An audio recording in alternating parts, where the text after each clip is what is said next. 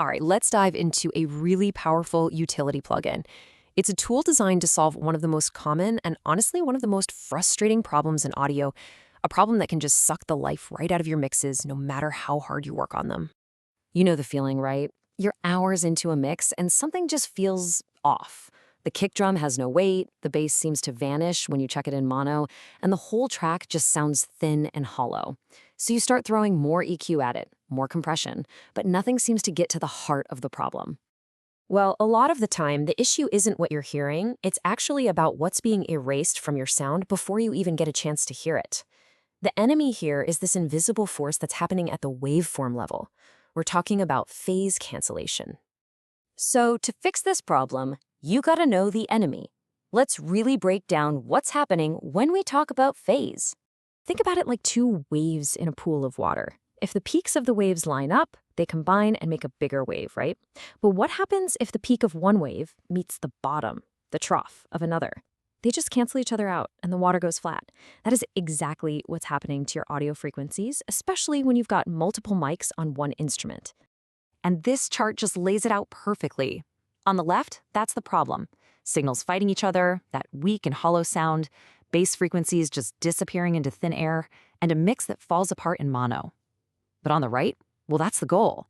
Signals working together, a big, full, punchy sound, a rock-solid low end, and a mix that sounds great no matter where you play it. So if phase cancellation is the disease, then what's the cure? Well, that brings us to the tool we're digging into today, Hosi PhaseAlign Pro. You can think of it as the perfect prescription for all those phase-related problems in your mix. And let me tell you, this is so much more than just a simple polarity switch.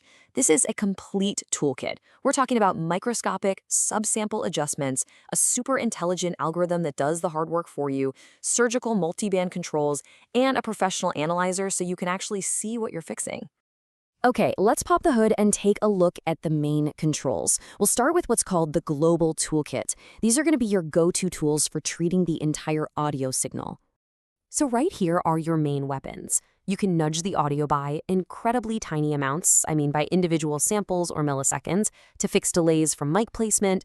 You can rotate the entire phase for more subtle corrections. And of course, you've got that classic one-click polarity flip. But what's really cool are the extras, like bass lock, which forces your low end into mono for a super solid foundation, and a mono check button, so you can instantly hear if your fix is actually working.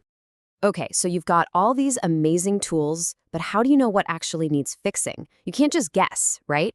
Well, this is where the plugin is just brilliant. It doesn't just let you hear the problem, it lets you see it.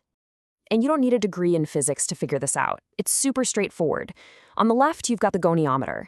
If you see a tight vertical line, you're good to go. That's perfect mono. If it's a horizontal line, you've got a serious problem. The correlation meter on the right is even easier.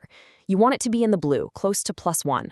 If that needle starts dipping into the red, toward -1, you've got phase issues that need fixing. It's really that simple. All right, so we've covered the big picture controls. Now let's get into the features that give you some serious surgical precision, the multiband section, and the absolutely incredible auto-learn function.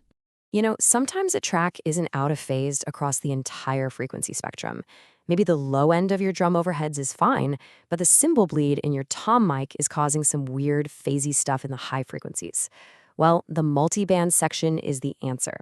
It lets you go in and just fix the highs, or just the mids, or just the lows without touching the rest of the signal. It's a game changer. Now, this is a quote word for word from the user manual, and it's not an exaggeration at all. We're about to talk about the feature that basically takes all the guesswork out of phase alignment. So, how much effort does it take to use this ridiculously powerful feature? Well, this much. No joke. You press one button, Auto Learn, and the plugin's brain just takes over. It does this cool two-step scan. First, a quick broad scan to find the general problem area, and then a super fine scan to lock in the exact sample value you need for perfect alignment. It is an amazing time saver. Theory is great, but let's see how this thing actually works in the real world with a classic example that every single audio engineer runs into.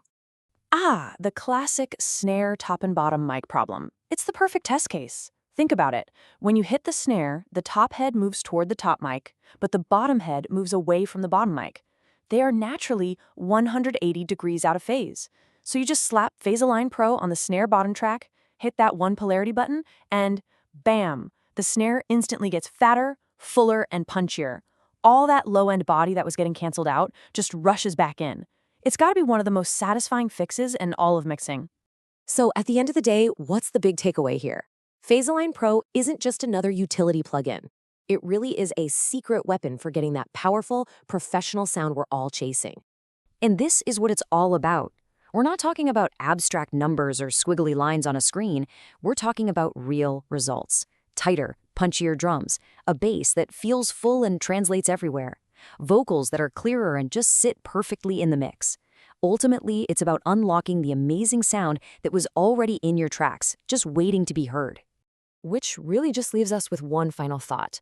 In pretty much any recording you've made with more than one microphone, there is a bigger, punchier, more powerful version of that sound just sitting there, hidden. The only question is, what are you going to do to unlock it?